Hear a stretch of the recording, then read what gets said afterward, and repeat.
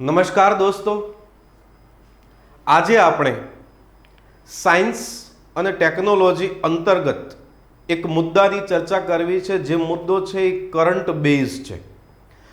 આ સાયન્સ અને ટેકનોલોજી અંતર્ગત જે મુદ્દો આપણે ભણવો છે દોસ્તો, એ મુદ્દો છે જેમિની। તો આ જેમિની શું છે, શા માટે છે, શું કામ માટે વપરાય છે, આ બધો આપણો આજની ચર્ચાનો વિષય રહેશે દોસ્તો। પણ એના પહેલા હું થોડી તમને પૂર્વ ભૂમિકા આપીશ દોસ્તો। આ સમય આપણે કોમ્યુનિકેશનનો સમય છે। એક સમય એવો હતો જ્યારે કોમ્યુનિકેશનના ટાંચા સાધનો હતા, અને જ્યારે અત્યારે આપણી પાસે સુપરફાસ્ટ કોમ્યુનિકેશન છે।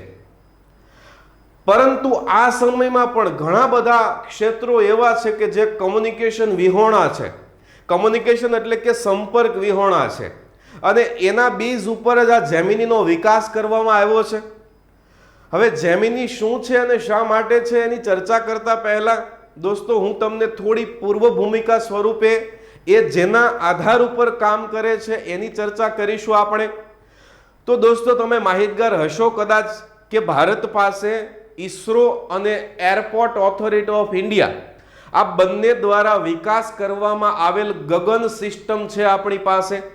હવે આ ગગન સિસ્ટમ વિશે કદાચ જાણકારી ન હોય તો એની ટૂંકી માહિતી આપણે જોઈએ કે ગગન છે એ GPS aided GEO augmented navigation છે।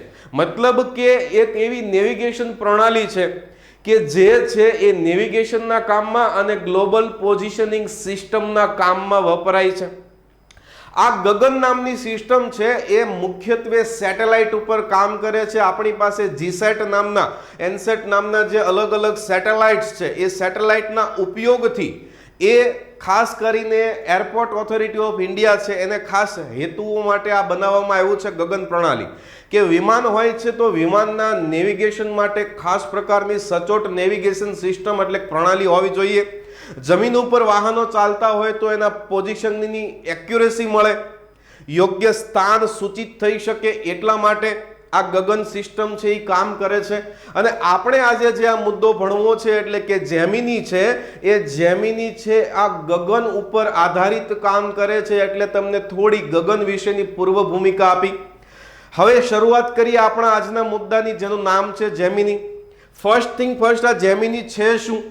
તો જેમિનીના પૂર્ણ નામથી આપણે શરૂઆત કરીએ દોસ્તો। જેમિની શું છે?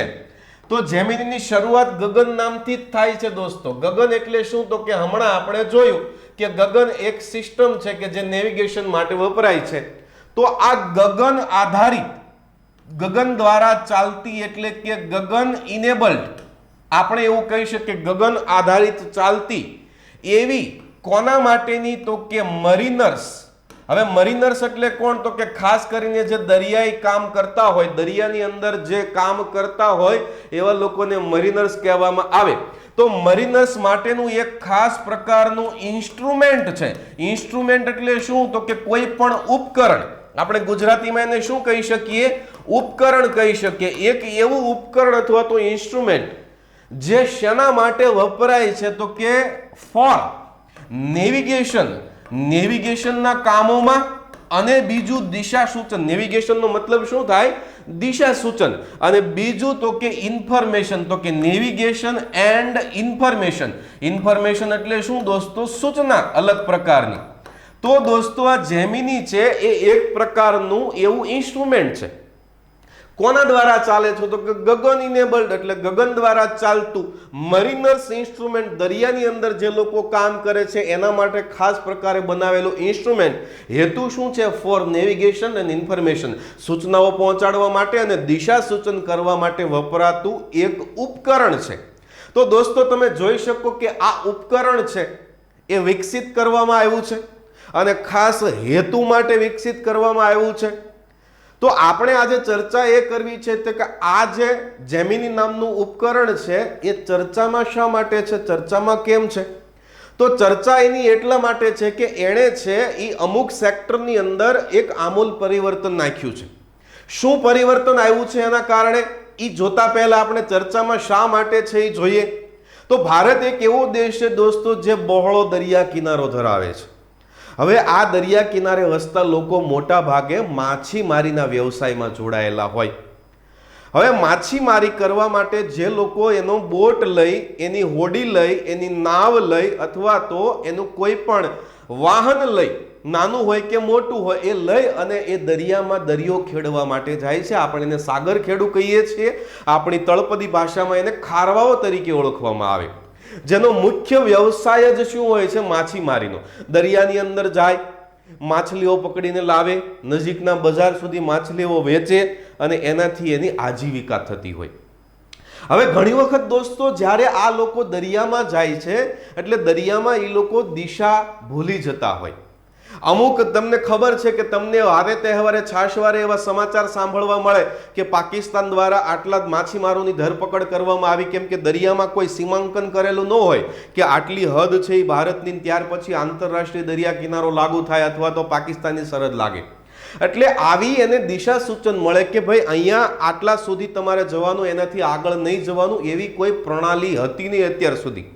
બીજું તો કે ઘણી વખત ચક્રાવાત આવે દરિયામાં. હવે દરિયામાં જે દરિયા ખેડુ જાય ને એ ઘણા દિવસે પાછા આવતા હોય, ઘણી વખત દિવસો લાગતા હોય, ઘણી વખત અઠવાડિયાઓ પણ થતા હોય. દરિયામાં પૂરતો જથ્થો માછલીનો મળે ત્યાર પછી એ પાછા આવતા હોય, મોટી બોટ લઈને જતા હોય. તો આવા ચક્રાવાત આવે, જેમ કે 2017ની અંદર ઓખી નામનું ચક્રાવાત આવ્યું અને એના કારણે આપણા ભારતના દરિયા કિનારે જે બધી આવી કરંટ આવ્યા, હાઈ કરંટ આવ્યા, અને જે લોકો દરિયામાં હતા, માછીમારી કરવા ગયા હતા, એ લોકો આવા દ્રશ્યો સર્જાયા દોસ્તો. ઘણા બધા માછીમારો લાપતા બન્યા, ઘણાની લાશ દરિયા કિનારે તરતી આવી. દરિયામાં ગોતવા માટે અહીંથી આપણી જે ફાયરની ટીમ હોય એ લોકો દરિયામાં માછીમારોને શોધવા માટે જાય. અને આવા બધા છે એ દ્રશ્યો છે એ ઓખી વાવાઝોડું એટલે કે ઓખી ચક્રાવાત આવ્યું એના પછી જોવા મળ્યા દોસ્તો. એના નજીકના સગાવાલા હોય, લાશ જોઈને આક્રંદ કરે. અને આના માટે હવે કેમ કે દરિયામાં જાય, હવે દરિયામાં ગયા પછી એને કેમ સૂચના આપવી? કેમ કે દરિયામાં એ લોકો 10 થી 12 કિલોમીટર દૂર વયા જાય તો એને મોટા ભાગે મોબાઈલથી, એને ઇન્ટરનેટ દ્વારા કે મોબાઈલ કોમ્યુનિકેશન દ્વારા એને માહિતી મળતી હોય, પણ મોબાઈલનો જે ટાવર હોય છે એ જમીન ઉપર હોય અને એ લોકો દરિયામાં ખૂબ દૂર હોય તો એ સમયે એને કોમ્યુનિકેશન ન થાય, એટલે સૂચના ન મળે, દિશા ભૂલી જાય તો દિશાનું ભાન ન રહે. અને આવા બધા દ્રશ્યો ચક્રાવાતના કારણે સર્જાયા. એટલે કદાચ છે એ સરકારના મનમાં એવું થયું હશે કે માછીમારો માટે કંઈક એવી સિસ્ટમ બનાવવી જોઈએ કે જેના કારણે એક તો એની સુરક્ષા અને બીજું એને પૂરતા જથ્થામાં માછલીઓ મળી રહે એના માટેની વ્યવસ્થા કરવી. કેમ કે જ્યારે માછીમારી કરવા જાય અને એ દિવસો સુધી માછીમારી કરે ને જો પૂરતા જથ્થામાં માછલીઓ ન મળે તો આજીવિકા ઓછી મળે અને સરવાળે એ આર્થિક રીતે પાયમાલ થાય. તો આ બંને હેતુઓને પાર પાડવા માટે આપણું જે પૃથ્વી અને વિજ્ઞાન મંત્રાલય છે એટલે કે ministry of earth and science, ministry of earth science, એમના દ્વારા જેમિની નામનું એક ઉપકરણ બનાવવામાં આવ્યું છે.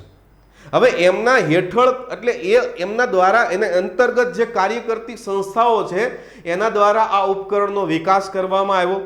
હવે આ જે ઉપકરણ છે એ 9 ઓક્ટોબર 2019 દોસ્તો તારીખ આપણે નોંધવી જોઈએ. 9 ઓક્ટોબર 2019 ના દિવસે આપણા ભારતના છે ડોક્ટર હર્ષવર્ધન, આ ડોક્ટર હર્ષવર્ધન દ્વારા 9 ઓક્ટોબર 2019 ના દિવસે જેમિની નામનું ઉપકરણ છે એ લોન્ચ કરવામાં આવ્યું. આ એક એવું ઉપકરણ છે અથવા તો એવું કે ઇન્સ્ટ્રુમેન્ટ છે કે જે માછીમારો દરિયામાં લઈને જાય તો એમને પૂરતી સૂચનાઓ મળે. તો આટલા માટે આ જેમિની નામનું ઉપકરણ છે દોસ્તો એ ચર્ચામાં છે. હવે દોસ્તો એનાથી આ જેમિની ઉપકરણ છે એ ઉપકરણનો આપણે હેતુ જોઈએ કે ભાઈ ચર્ચામાં શા માટે છે આપણે જોયું. હવે આ જે ઉપકરણ છે એનો હેતુ શું છે? તો દોસ્તો આપણે બે હેતુઓ હમણાં જ જોયા, છતાં હું તમને કહું છું. એક તો માછીમારોની સુરક્ષા. કોની? માછીમારોની. ખાસ કરીને આ બનાવવામાં આવ્યું છે માછીમારો માટે અથવા તો દરિયામાં જતા લોકો માટે. તો માછીમારો માટે સુરક્ષા અને બીજું તો કે એમની આજીવિકા. આજીવિકા એટલે કે જે એની કમાણી થાય છે, કમાણી પૂરતી આધારિત હોય છે કોના ઉપર? તો કે દરિયાની અંદરથી માછલીઓ મળે એના ઉપર. તો આ એનો હેતુ છે. હેતુ બે છે. બે કયા કયા હેતુ છે? તો કે એક તો માછીમારી છે, માછીમારી એટલે કે આજીવિકા, અને બીજો હેતુ છે સુરક્ષા. તો આ બંને માટે કઈ રીતે આ સિસ્ટમ છે એ કામમાં આવશે? હેતુ શું છે? તો કે એના હેતુ વિશે ચર્ચા કરીએ કે હેતુ અથવા તો આપણે એને કહીએ છીએ ઉદ્દેશ્ય. આ જે બનાવવામાં આવ્યું છે એનો ઉદ્દેશ્ય શું? તો કે એક તો માછીમારો જે છે અથવા તો ખારવાઓ છે એ માછીમારોની આજીવિકા, આ આજીવિકા વધારવા માટે. હવે તમને એમ થાય કે આ આજીવિકા વધે કેમ? તો કે આની અંદર એક એવી સિસ્ટમ આપવામાં આવી છે કે જેના દ્વારા માછીમારોને ખબર પડે કે પૂરતા જથ્થામાં માછલીઓ ક્યાં છે. અને આ પૂરતા જથ્થામાં માછલીઓ એટલે કે PFZ કહેવામાં આવે. અંગ્રેજીમાં આપણે કહીએ તો કે પોટેન્શિયલ ફિશિંગ ઝોન ક્યાં છે? પોટેન્શિયલ ફિશિંગ ઝોન એટલે કે જે એવો વિસ્તાર સૂચિત કરે કે જ્યાં એને પૂરતા જથ્થામાં ઓછા સમયમાં વધારે માછલીઓ મળે, તો એનાથી આજીવિકા એની મળે. એટલે કે પોટેન્શિયલ ફિશિંગ ઝોન, એમને પૂરતા જથ્થામાં માછલીઓ મળે એની સૂચના કરવા માટે. બીજું તો કે એ માછીમારોની સુરક્ષા જે છે, આ સુરક્ષા સુનિશ્ચિત કરવા માટે. હવે સુરક્ષા સુનિશ્ચિત કરવા એટલે શું? તો કે તમને ખબર છે કે માછીમારો દરિયાની અંદર જાય ને અચાનક ચક્રાવાત આવે, અચાનક વાવાઝોડું આવે, તો એ સમયે એમની સુરક્ષા છે એ અતિ મહત્વની હોય. તો આ સુરક્ષા નક્કી કરવા માટે ocean state forecast. Ocean state forecast એટલે શું? ફોરકાસ્ટ એટલે આગાહી, સ્ટેટ એટલે સ્થિતિ, સમુદ્રની સ્થિતિ કેવી છે એની આગાહી કરી અને સૂચિત કરવામાં આવે. દાખલા તરીકે સમુદ્રના પાણીમાં કેવા કરંટ ઉત્પન્ન થાય છે, મોજાઓ હાઈ ટાઈડમાં આવશે કે નહીં, દરિયામાં ચક્રાવાત આવશે કે નહીં, વાવાઝોડું આવશે કે નહીં, આ બધામાં મહાસાગરની પરિસ્થિતિ શું છે એની આગાહી, અને શું પરિસ્થિતિ મહાસાગરની બનશે એટલે એને કહેવાય છે ઓશન સ્ટેટ ફોરકાસ્ટ. તો માછીમારીની સુરક્ષા માટે એમને અગાઉથી સૂચના આપવામાં આવે, એ હેતુથી આ જેમિની છે એ તૈયાર કરવામાં આવ્યું છે માછીમારોની. પછી તો કે માછીમારો માટે માછલી જે પકડવા છે એ માછલી પકડવાની અમુક યોજનાઓ તૈયાર કરવી હોય તો યોજનાઓ બનાવવા માટે પણ આ સિસ્ટમ છે એ કામમાં આવશે. શું સિસ્ટમ? તો કે આપણે જે ચર્ચા કરી રહ્યા છીએ એ જેમિની નામની સિસ્ટમ. તો આ એનો હેતુ છે. આ જેમિની સિસ્ટમ બનાવવાનો હેતુ શું છે? આજીવિકા વધે, એના માટે પોટેન્શિયલ ફિશિંગ ઝોનની માહિતી આપશે કે આ જગ્યાએ વધુ માહિતી, વધુ માછલીઓ મળે છે.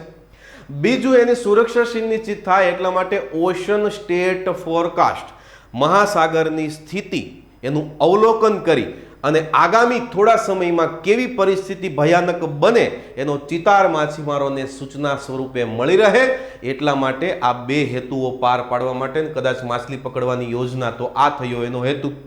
હવે આ જે સિસ્ટમ છે એ ખાસ તો કામ કઈ રીતે કરે એ આપણે જોવાનું છે. તો આ સિસ્ટમ આપણે જોયું કે ગગન ઉપર કામ કરે છે. ગગન એટલે આપણી નેવિગેશન સિસ્ટમ જે સેટેલાઇટ આધારિત છે. દોસ્તો હું તમને એક વસ્તુ સમજાવું કે સેટેલાઇટ એટલે શું કહીએ છીએ આપણે એને? સેટેલાઇટ એટલે આપણે એને કહીએ છીએ ઉપગ્રહો. તો આ ઉપગ્રહો છે ને આપણા જીવનને ખૂબ આસાન બનાવે છે. તમે જોવો છો ડીશ ટીવી દ્વારા તમે HD ચેનલ તમારા ઘરે જોવો છો, તો એ શાના કારણે શક્ય બન્યું છે? તો કે સેટેલાઇટના કારણે શક્ય બન્યું છે. પછી અમુક એવી કોમ્યુનિકેશન સિસ્ટમ છે જે ઉપગ્રહ વડે ચાલે. આવા સેટેલાઇટ ફોન પણ તમે કદાચ નામ સાંભળ્યા હોય. ફોર એક્ઝામ્પલ, આપણે ભારતની અંદર એક આતંકી હુમલો થયેલો બોમ્બેની તાજ હોટેલ ઉપર, કસાબને જ્યારે આપણે પકડ્યો ત્યારે, તો એ લોકો વાયા પોરબંદર પાકિસ્તાનથી દરિયામાં આવ્યા. તો દરિયામાં નોર્મલી કેવું હોય દોસ્તો? દરિયામાં મોબાઈલ નેટવર્ક ન આવે, કારણ કે દરિયામાં મોબાઈલ નેટવર્ક 8 થી 10 કિલોમીટરની સુધી રેન્જ આવે, પણ એનાથી દૂર હોય ત્યારે મોબાઈલ નેટવર્ક ત્યાં કામ કરતા હોતા નથી. તો એ સમયે ખાસ પ્રકારના સેટેલાઇટ ફોન દ્વારા એ લોકો વાતચીત કરતા. તો સેટેલાઇટ ત્યાં બી કામમાં આવે.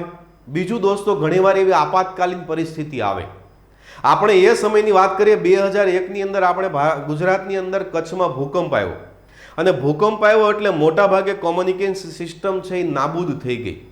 હવે એ નાબૂદ થયા પછી કોમ્યુનિકેશન સિસ્ટમ, અથવા માની લો કે કોઈ વાવાઝોડું આવી ગયું છે અને મોબાઈલના ટાવર બધા તહસ નહસ થઈ ગયા, કોમ્યુનિકેશન બંધ થઈ ગયું, તો આ સમયે સેટેલાઇટ કામમાં આવે. દોસ્તો, હેમ રેડિયો કદાચ તમે નામ સાંભળ્યું હોય, હેમ રેડિયો. આવા આપાતકાલીન સમયમાં જ્યારે તમામ કોમ્યુનિકેશન સિસ્ટમ નાકામ બને ત્યારે હેમ રેડિયો છે એ હેમ રેડિયો કામમાં આવે અને એના દ્વારા એ કામ થઈ શકે. તો એવી જ એક સિસ્ટમ જે સેટેલાઇટ ઉપર આધારિત છે એ કામ કરે છે. હવે આ જે સેટેલાઇટ આધારિત, આ સેટેલાઇટ કયા, તો કે ગગન નામની સિસ્ટમ છે એ. હવે આ ગગન આધારિત એણે છે એ 3 ઉપગ્રહો કામે લગાડ્યા છે. એટલે 3 ઉપગ્રહો પાસેથી કામ લે છે. આ ઉપગ્રહો ક્યાં આવેલા છે, તો કે પૃથ્વીની ફરતે ભૂસ્થિર કક્ષાઓની અંદર આવેલા ઉપગ્રહો છે. એ 3 ઉપગ્રહો દ્વારા આ આખી સિસ્ટમ છે એ કામ કરે છે. આ ઇમેજ દ્વારા તમે સમજી શકશો કે જે સેટેલાઇટ હોય એ મોટા ભાગે રિસીવર પાસે અહીંયા કામ કરતું હોય અને ત્યાં સૂચના પહોંચાડે. તો જ્યારે દરિયાની અંદર એવી પરિસ્થિતિ નિર્માણ પામે, માની લો કે આ દરિયામાં આ ભૂભાગ છે, એટલે કે આ જમીન છે, અને જમીનમાં અહીંયા 10 કિલોમીટર કે 12 કિલોમીટરની રેન્જ સુધી એનું ટાવર આવે. હવે કોઈ માછીમાર છે એ આ રેન્જમાં દૂર વયો ગયો પોતાની નાવ લઈ, અને એ માછીમાર છે એ દૂર ચાલ્યો ગયો, તો હવે જમીન ઉપરથી એને સંદેશાઓ મળવાના બંધ થાય, મોબાઈલ ફોન કામ ન કરે, અને આવા સમયે એમને દિશા સૂચન થાય, નેવિગેશન થાય, અને સંભવિત બીજા દેશની સરહદમાં, સરહદ તો ન કહેવાય પણ બીજા દેશની પાણીની સરહદમાં એ લોકો વયા જાય. દાખલા કે પાકિસ્તાનની સરહદમાં ઘૂસી જાય છે, પાકિસ્તાનની નેવી છે એના દ્વારા એને પકડી લેવામાં આવે છે. તો આવું ન થાય એટલે ખતરો છે કે નહીં, તો એના માટે આ લોકો જો જેમિની નામનું જે ઉપકરણ બનાવ્યું છે એ એની બોટમાં મૂકી રાખે, તો એ જેમિની ઉપકરણને સેટેલાઇટ દ્વારા, એટલે કે જે આપણું સૂચના મંત્રાલય હોય ને એ છે, એ સૂચના સેટેલાઇટને પહોંચાડે. સેટેલાઇટ દ્વારા એ સૂચના છે અહીંયા જેમિની, માની લો કે અહીંયા ડિવાઇસ પડ્યું છે, તો એ સેટેલાઇટ દ્વારા એને સૂચના મળે ને એ સૂચનાની માધ્યમથી ખાસ પ્રકારે બ્લૂટૂથના ઉપયોગથી, અહીંયા ટેકનોલોજી કઈ વાપરવામાં આવે છે, આપણે જે મોબાઈલની અંદર તમે આવું જોયું હશે બ્લૂટૂથનો સિમ્બોલ, તો આ બ્લૂટૂથ દ્વારા આ ઉપકરણ જે છે એના મોબાઈલમાં સંદેશાઓ પહોંચાડે. આ સંદેશાઓ છે એ 9 પ્રાદેશિક ભાષાઓમાં પ્રસારિત કરવામાં આવે. કેમ કે જે માછીમારો હોય છે એ માછીમારો છે એ માની લો કે ઇંગ્લિશ નથી જાણતા, કોઈ તમિલ માછીમાર છે, કોઈ ગુજરાતી માછીમાર છે, કોઈ બંગાળી માછીમાર છે, તો આવી 9 પ્રાદેશિક ભાષાઓની અંદર એ વારંવાર સૂચનાઓ મળ્યા કરે એમને. ક્યાં સૂચનાઓ મળે? સેટેલાઇટના માધ્યમથી. આ સેટેલાઇટ કયો? તો કે ગગનની જે સિસ્ટમ પ્રણાલી છે એ ગગનની સિસ્ટમ પ્રણાલી દ્વારા સૂચના ક્યાં આપવામાં આવે? સૂચના આપવામાં આવે એ કેન્દ્રની, કેન્દ્ર દ્વારા આ જેમિની ઉપકરણ ઉપર સૂચના આવે, અને એ જેમિની નામનું ઉપકરણ છે એ જે માછીમાર પાસે જે મોબાઈલ હોય એ મોબાઈલની અંદર એક ખાસ પ્રકારની એપ્લિકેશન ડેવલપ કરવામાં આવી છે.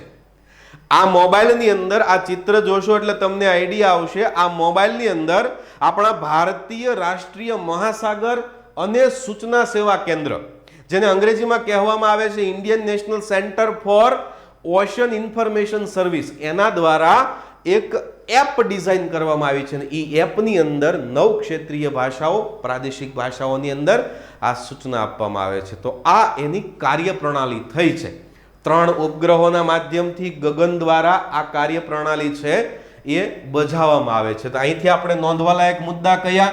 તો કે એક તો 9 પ્રાદેશિક ભાષાઓમાં સૂચના મળે, 9 પ્રાદેશિક ભાષાઓમાં સૂચના પ્રાપ્ત થાય છે. કોના દ્વારા? તો કે ગગન પ્રણાલી જે છે એ ગગન પ્રણાલીના 3 ભૂસ્થિર ઉપગ્રહો વડે આ કાર્ય કરે છે. આ એની કાર્ય પદ્ધતિ થઈ અને જેમિની ઉપકરણ જે છે, જેમિની ઉપકરણ દ્વારા બ્લૂટૂથ ના માધ્યમથી કોના દ્વારા એપ ડેવલપ થઈ છે? એ બ્લૂટૂથના માધ્યમથી એપ્લિકેશનમાં સૂચના અપાઈ છે. આ જે એપ્લિકેશન ડેવલપ કરવામાં આવી છે દોસ્તો, ભારતીય રાષ્ટ્રીય મહાસાગર અને સૂચના સેવા કેન્દ્ર, ભારતીય રાષ્ટ્રીય મહાસાગર અને સૂચના સેવા કેન્દ્ર, આ એક સંસ્થા છે હૈદરાબાદની અંદર આવેલી, એના દ્વારા આ એપ્લિકેશન બનાવવામાં આવીને આ એપ્લિકેશન દ્વારા તો આપણે આ એની કાર્ય પદ્ધતિ જોઈ. હવે આ જે આખી પ્રણાલી છે, મતલબ કે એપ્લિકેશન છે અને આ જેમિની નામનું ઉપકરણ છે, એનું સંચાલન કોણ કરે છે? તો દોસ્તો આ સંચાલન જે છે એ સંચાલન કોના દ્વારા કરવામાં આવે છે? આખી જે જેમિની સિસ્ટમ જે વિકસિત થઈ છે એનું સંચાલન કોણ કરે છે? તો હમણાં આપણે જોયું કે ભારતીય રાષ્ટ્રીય મહાસાગર સૂચના સેવા કેન્દ્ર, જે ગુજરાતી એનું અંગ્રેજી છે ઇન્કોઇસ નામની સંસ્થા છે, અને સાથોસાથ એરપોર્ટ્સ ઓથોરિટી ઓફ ઇન્ડિયા, આ બંને દ્વારા એ સંચાલન કરવામાં આવે છે. આ એરપોર્ટ્સ ઓથોરિટી ઓફ ઇન્ડિયાને તમે જોઈ ગયા ક્યાં? તો કે ઈસરો સાથે મળી અને એણે છે ગગન નામની સિસ્ટમ પ્રણાલી વિકસાવી છે. સિસ્ટમ કે પ્રણાલી બંને એક જ થાય. એ જ રીતે ઇન્કોઇસ છે, આપણે એનું પેલા પૂર્ણ નામ જોઈએ. ઇન્કોઇસ એટલે આઈ ફોર ઇન્ડિયન, એટલે કે ભારતીય. આપણે ભારતીય રાષ્ટ્રીય જોયું તો કે ઇન્ડિયન નેશનલ સેન્ટર, એટલે કે INC, ભારતનું એવું રાષ્ટ્રીય કેન્દ્ર ઇન્ડિયન નેશનલ સેન્ટર. શેના માટે? તો કે ફોર ઓશન. ઓશનને આપણે શું કહીએ છીએ? મહાસાગર. ઓશનની જે માહિતી આપણને પૂરી પાડે, ઓશન ઇન્ફોર્મેશન સર્વિસ. તો આ એવું કેન્દ્ર છે ઇન્કોઇસ નામનું, કે Indian national centre for ocean information service. ભારતનું એવું કેન્દ્ર કે જે મહાસાગરોની માહિતીની સેવા આપે, એટલે કે ભારતીય રાષ્ટ્રીય મહાસાગર સૂચના ઇન્ફોર્મેશન એટલે સૂચના સેવા કેન્દ્ર. આ ઇન્કોઇસ નામની સંસ્થા અને સાથે સાથે એરપોર્ટ્સ ઓથોરિટી ઓફ ઇન્ડિયા, આ બંને દ્વારા જેમિની નામની ઉપકરણ પ્રણાલી છે એ વિકસાવવામાં આવી છે, અને સાથે સાથે ઇન્કોઇસ દ્વારા પેલી એપ્લિકેશન બનાવવામાં આવી છે, જે એપ્લિકેશન ઇન્સ્ટોલ કરી અને જે માછીમારો છે એ માછીમારો સૂચનાઓ પ્રાપ્ત કરી શકે છે જેમિનીના માધ્યમથી, બ્લૂટૂથથી. તો દોસ્તો પહેલા આપણે ઇન્કોઇસ નામની સંસ્થાનો થોડો પરિચય મેળવીએ કે આ ઇન્કોઇસ નામની સંસ્થા છે એ શું કાર્ય કરે છે.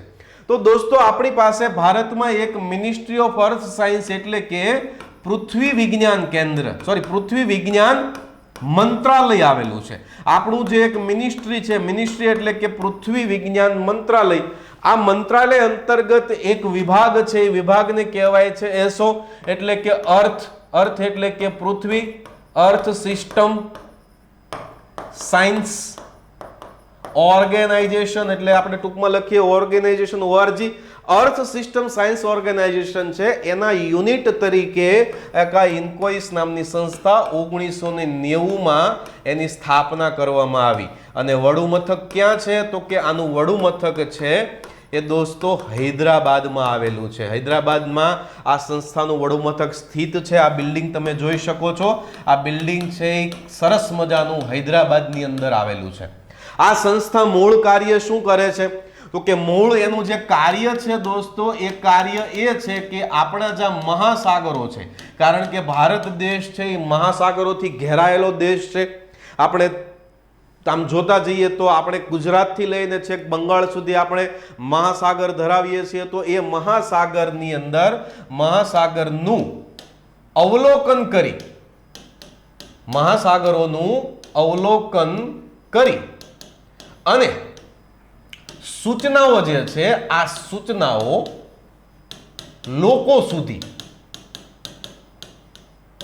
પહોંચાડે, આ એનું મુખ્ય કામ છે. અને એના અંતર્ગત આ કામ તો એ જ થયું કે જેમિની નામના ઉપકરણ એણે વિકસાવ્યું છે જેથી માછીમારોને મોબાઈલ કોમ્યુનિકેશન ન હોય ત્યાં પણ સૂચનાઓ પ્રાપ્ત થાય સેટેલાઇટના માધ્યમથી. એ માટે આ ઇન્કોઇસ નામની સંસ્થા છે એ કામ કરે છે. બીજી સંસ્થા એના સહયોગી એટલે કે કોલેબોરેશનમાં છે એ સંસ્થા એટલે કે એરપોર્ટ્સ ઓથોરિટી ઓફ ઇન્ડિયા. આ જે વૈધાનિક સંસ્થા છે, સ્ટેચ્યુટરી બોડી છે, આ વૈધાનિક સંસ્થા એ આપણું જે મિનિસ્ટ્રી ઓફ સિવિલ એવિએશન એટલે કે નાગરિક ઉડ્ડયન મંત્રાલય, આપણે ગુજરાતીમાં એને કહીએ છીએ નાગરિક ઉડ્ડયન મંત્રાલય, અથવા હિન્દીમાં કેવું હોય તો હિન્દી નામ તો અહીંયા છે નાગર વિમાનન મંત્રાલય. અને મિનિસ્ટ્રી ઓફ સિવિલ એવિએશન એ સિવિલિએશન અંતર્ગત વૈધાનિક એટલે કે સ્ટેચ્યુટરી બોડી છે એરપોર્ટ્સ ઓથોરિટી ઓફ ઇન્ડિયા. અને એ છે અને ઇન્કોઇસ છે, આ બંને સંસ્થાઓએ સાથે મળી અને ભેગા મળી અને આ છે એ કાર્ય કર્યું છે જેમિની ડિવાઇસ એટલે કે જેમિની ઉપકરણ વિકસાવવાનું. થોડી ફેક્ટ બેઝ માહિતી આપણે જેમિની વિશે જોઈએ, થોડા ઉલટા ચાલીએ એટલે આ બંને સંસ્થાઓ દ્વારા જેમિનીનો વિકાસ થયો છે, ઇન્કોઇસ અને એરપોર્ટ ઓથોરિટી ઓફ ઇન્ડિયા. ઇન્કોઇસનું પૂરું નામ Indian national centre for ocean information services એટલે કે ભારતીય રાષ્ટ્રીય મહાસાગર સૂચના સેવા કેન્દ્ર. એ જ રીતે આગળ વધીએ, થોડા પાછળ જઈએ એટલે આની અંદર થોડી ફેક્ટ બેઝ માહિતી, આપણે સિસ્ટમ પ્રણાલી જોઈ, કાર્ય જોયું, હેતુ જોયા, પણ આ જે પ્રણાલી જે બની છે એ પ્રણાલી એટલે કે જેમિની નામની સિસ્ટમ છે એની કિંમત આશરે દોસ્તો 9,000 રૂપિયા છે. કેટલી? 9,000 રૂપિયા કિંમત છે. એક સામાન્ય માછીમાર માટે આ કિંમત થોડી વધારે ગણાય કારણ કે ગરીબીમાં મોટા ભાગે જીવતા હોય છે, તો આ કિંમત એને આકરી ન પડે એટલા માટે સરકાર દ્વારા એમને 90% સુધી સબસિડી મળે એવા પ્રયત્નો પણ કરવામાં આવ્યા છે. તો આ જેમિની નામનું જે ઉપકરણ છે એના વિશેનો આપણે પરિચય મેળવ્યો. ટૂંકું થોડું રિવાઇઝ કરીએ કે જેમિની શું છે. તો કે જેમિની એક એવું ઉપકરણ છે કે જેના મદદથી, આ ઉપકરણના મદદથી લોકો જે માછીમારી કરવા જાય છે એને બ્લૂટૂથના માધ્યમથી સૂચનાઓ પ્રાપ્ત થાય એ હેતુ છે. અને આ જે ઉપકરણ છે, આ ઉપકરણ જેને આપણે કીધું છે જેમિની. જેમિનીનું ફૂલ ફોર્મ તમને દોસ્તો યાદ રહી ગયું હશે, ગગન ઇનેબલ્ડ મરીનર્સ અથવા મેરિનર્સ જે દરિયામાં કામ કરતા હોય એના માટેનું instrument for navigation and information. દોસ્તો આ આપણે વાત કરી જેમિની પ્રણાલીની. આઈ હોપ કે તમને માહિતી મળી હશે. કંઈક આવી જ માહિતી સાથે અને સાયન્સ અને ટેકના નવા મુદ્દા સાથે આપણે ફરી મળીશું. ત્યાં સુધી ખુશ રહો, મસ્ત રહો, સ્વસ્થ રહો. જય હિન્દ, જય ભારત.